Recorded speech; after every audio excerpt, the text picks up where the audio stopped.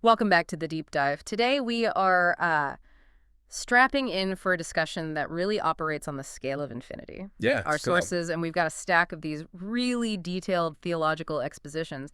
They're tackling nothing less than, well, the nature of the creator, the reason for existence itself, and the mechanics of time. and it all ties together, doesn't it, through this central claim of a voluntary ultimate sacrifice. Exactly. This is the kind of material that, it forces you to challenge pretty much every assumption you hold about reality, about space, even linear time. Right. We're diving into ontological claims here. I mean, claims about being and existence itself.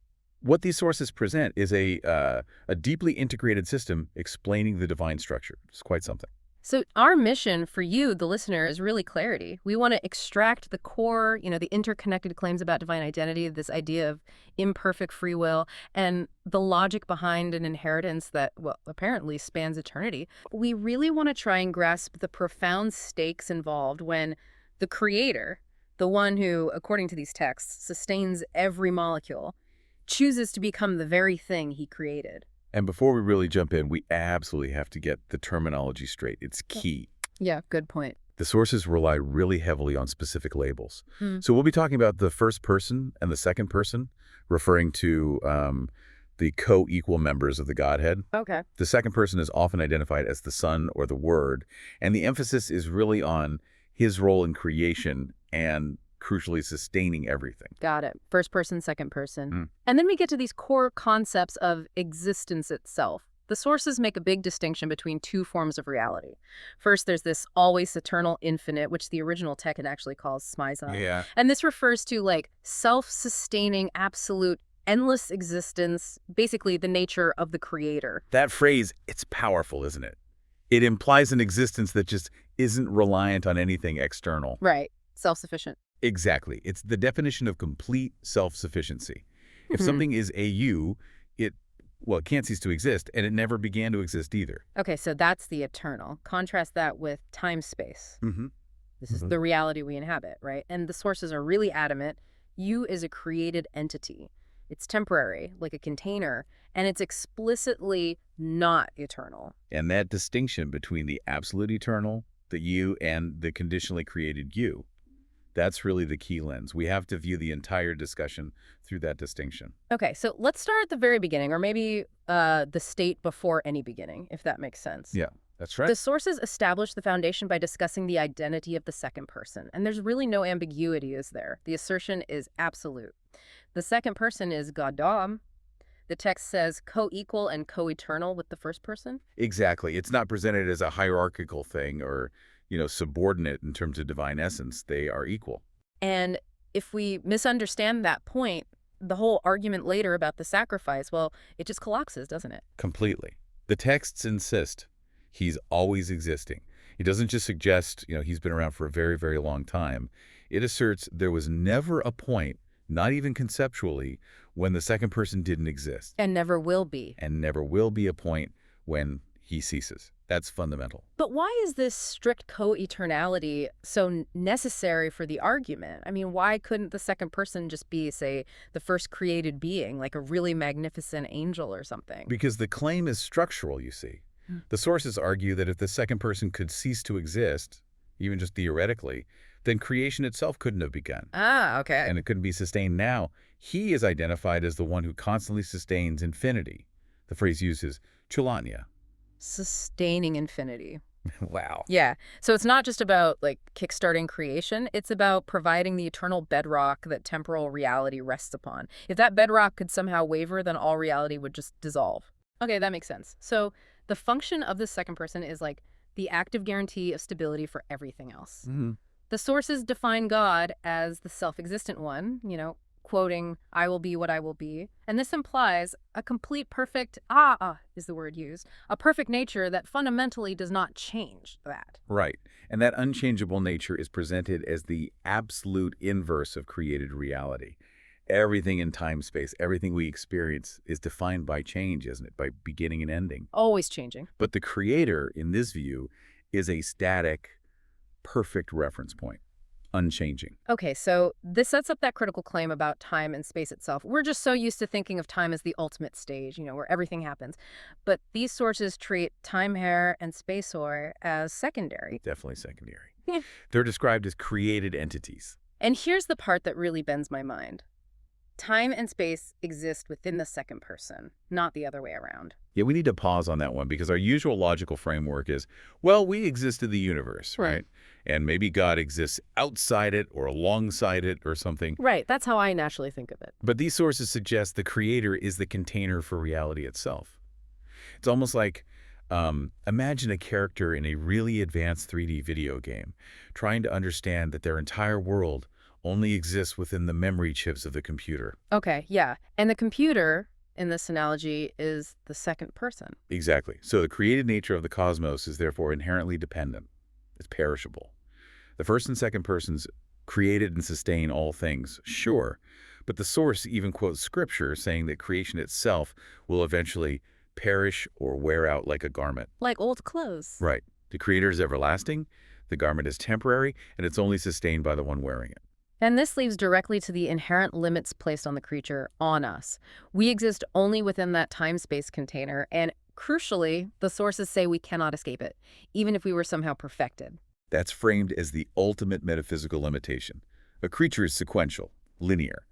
You exist moment by moment. You can't be in yesterday and tomorrow at the same time. Exactly.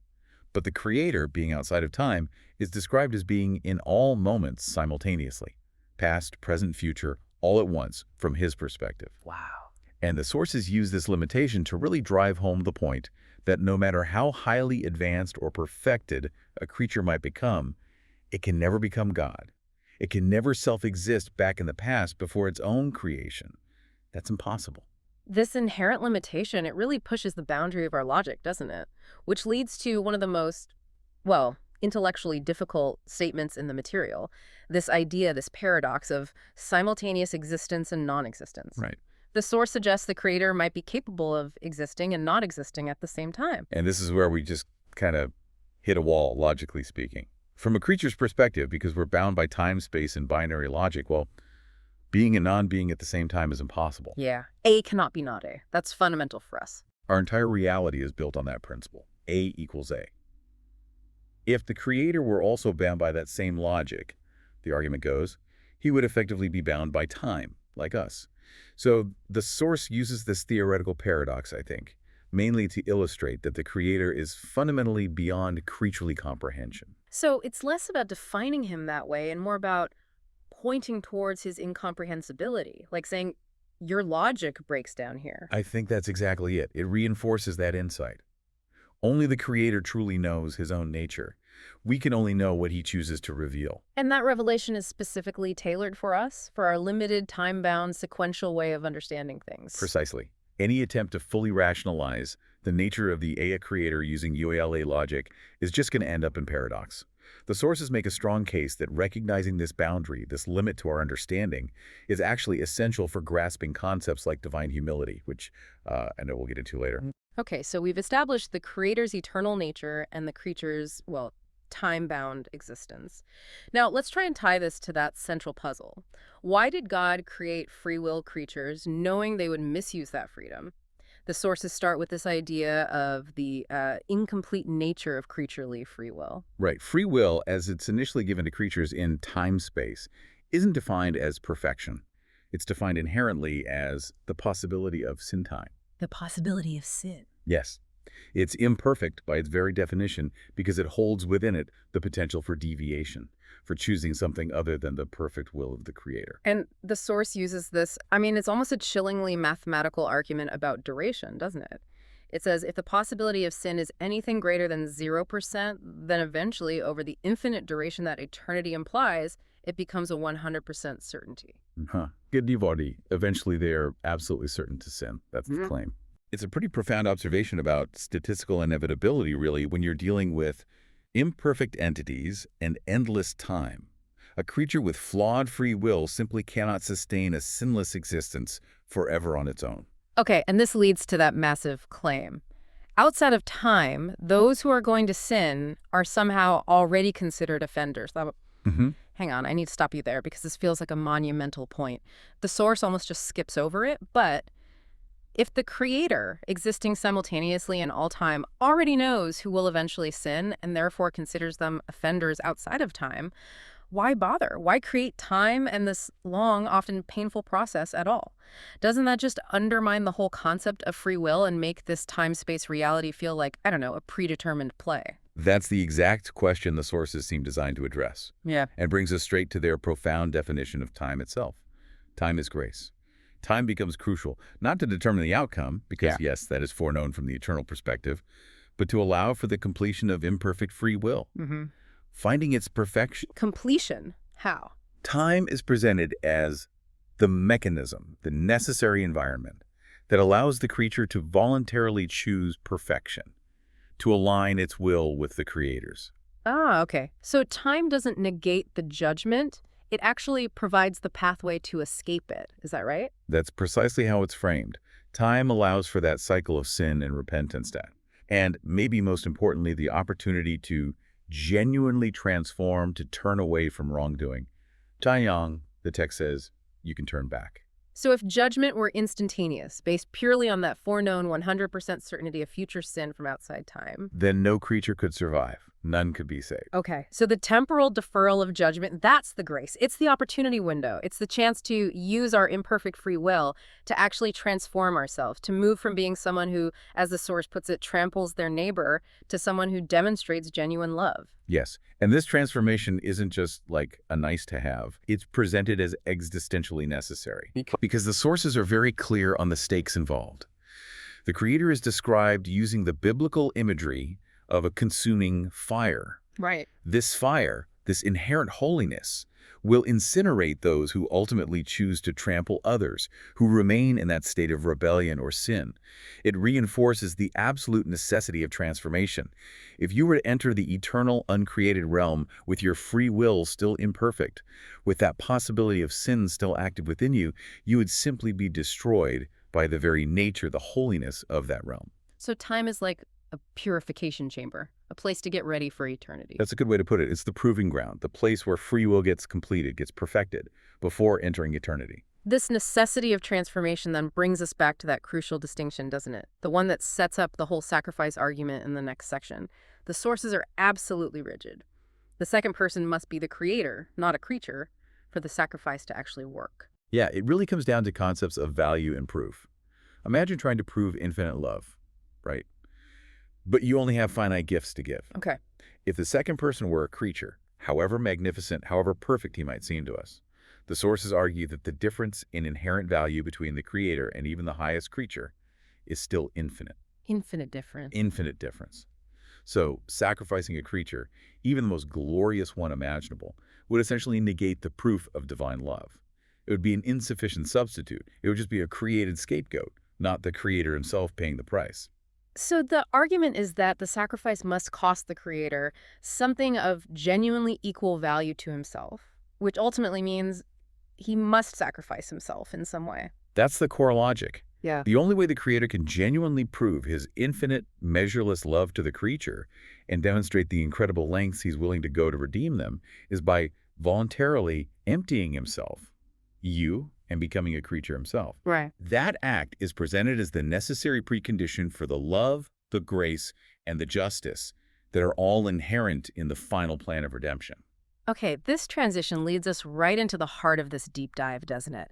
This profound act that the sources call the voluntary humiliation, or sometimes kenosis. Kenosis, yeah. Emptying. The sources describe the second person not just as co-equal, remember, but as the image of the invisible God. The very essence is the word, the very essence of God. And to really feel the magnitude of this emptying, this kenosis, we have to keep section 1 firmly in mind. Yeah. This is the co-equal creator we're talking about. The sustainer of infinity. The sustainer of infinity, choosing to, relinquish the privileges of divinity, to take the form of a servant and become pure as a man. That choice, that deliberate relinquishing of divine status and privilege, is defined by the sources specifically as humility.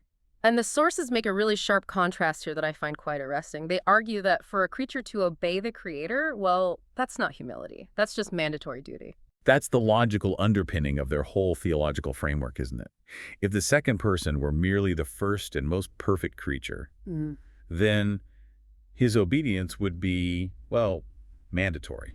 It would be predictable. You could almost say functionally programmed. Right. Expected. Expected, exactly. His obedience only qualifies as humility, which is presented as a supreme virtue, precisely because he is the co-equal creator. He's choosing to submit to a process, to a duty that wasn't inherently his to bear. He chose to place himself under the requirements of time, under the requirements of creaturely obedience, voluntarily.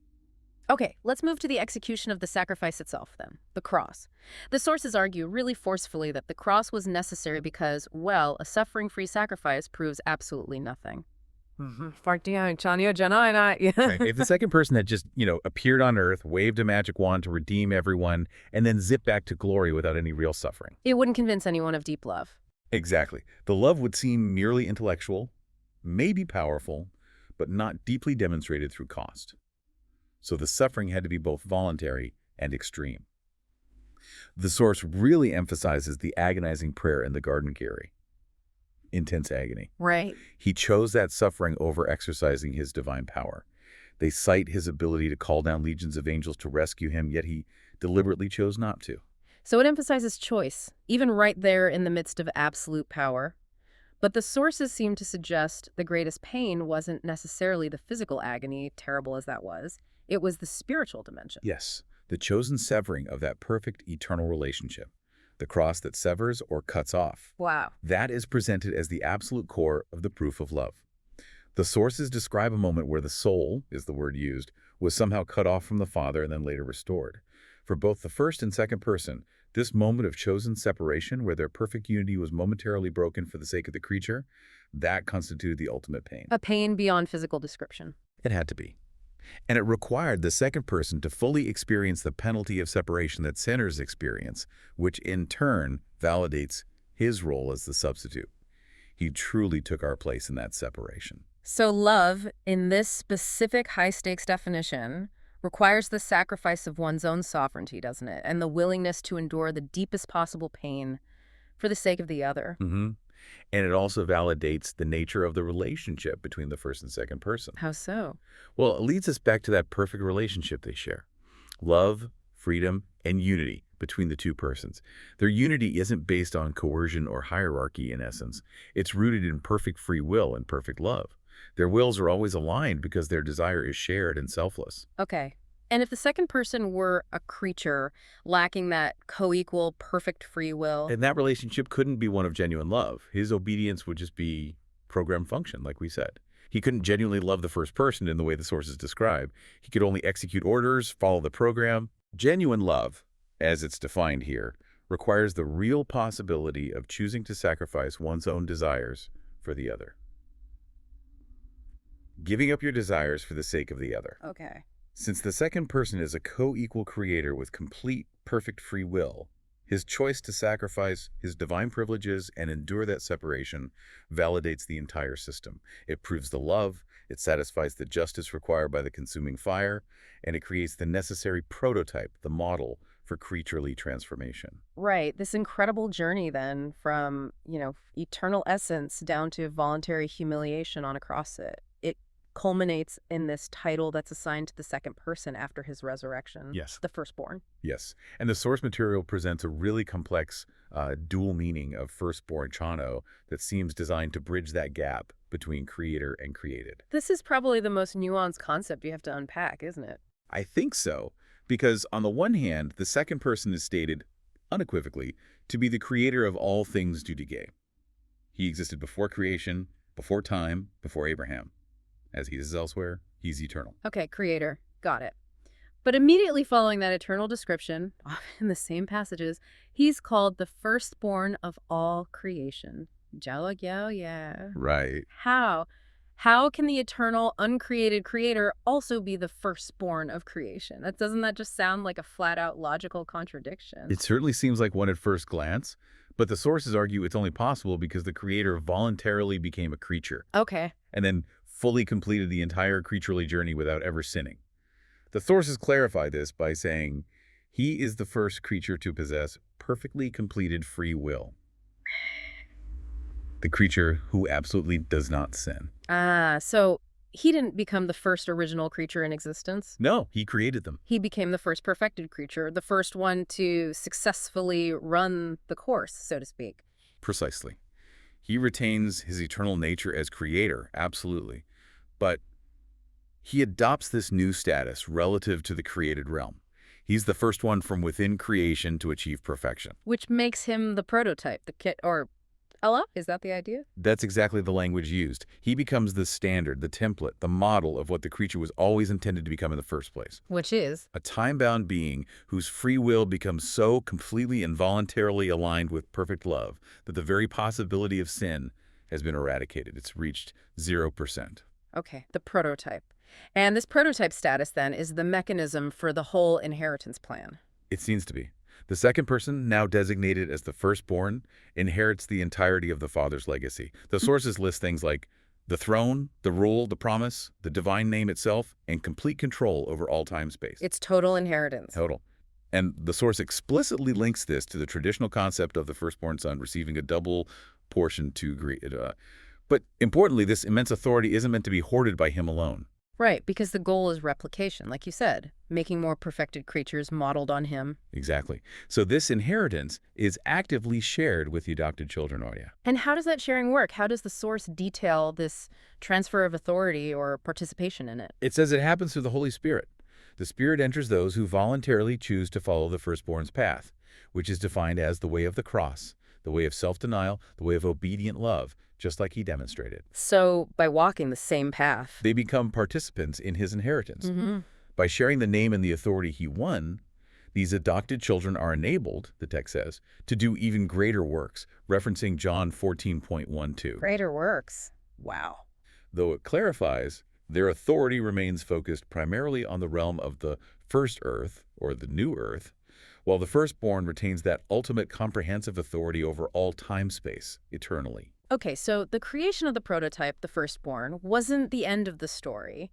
It was the establishment of the path, the way for others to follow, which leads to the final goal, completing the divine image. Yes, the sources argue pretty directly that the entire purpose of creation was predetermined from the beginning, Predetermined to do what? to bring forth a specific number of creatures who bear the completed image of the Sani, The perfected image. the perfected image. And the path to that is presented as unambiguous.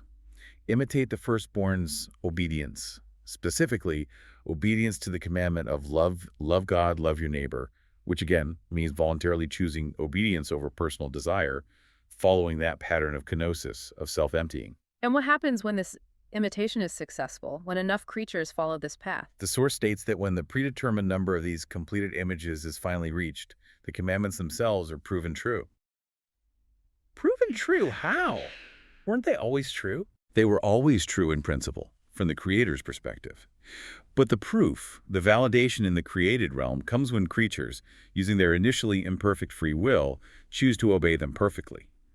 This demonstrates that God's standard of love and freedom is achievable and sustainable for creatures, that it leads to stability, not chaos. Okay, so the creature's success validates the law. Exactly. And this completion of free will across that predetermined number leads, finally, to the ultimate state of rested array. At that point, sin and death are completely eliminated from time-space. Because the possibility of sin is gone in the perfected creatures. Right. And creation is declared fully completed. Yeah. Time essentially runs out the very moment its purpose, which was the purification and perfection of creaturely free will, is finally achieved. So the sources really paint time and all the suffering within it, not as like arbitrary punishments or random events, No, not at all. but as crucial temporary mechanisms, necessary tools for imperfect beings to voluntarily transform themselves and achieve the kind of perfection required to survive and thrive in the eternal realm with a holy creator. Hashtag tag outro. So yeah, we've really spent this deep dive wrestling with some of the most intense metaphysical concepts imaginable, haven't we? Absolutely. The self-sustaining nature of the creator, those temporal boundaries of time-space, and this intricate mechanism by which imperfect free will can somehow achieve absolute completion. And we established that According to these sources, the Creator's love could only be truly proven through that absolute voluntary humiliation of the second person, which established him as the prototype, the first perfected being, setting the pattern for all others who would become perfected beings. Right. And the documents we've looked at, they profoundly assert that the very existence of time, we inhabit, is fundamentally a temporary mercy. It's designed specifically to grant that crucial opportunity for transformation. It's the window, the chance given to transition from being, a trampler of one's neighbor, a state which the consuming fire of holiness would instantly incinerate, according to the text, Yes. to becoming a loving co-heir fit for eternity. Which brings us, I think, to our final provocative thought, and this is drawn directly from the materials we analyzed today.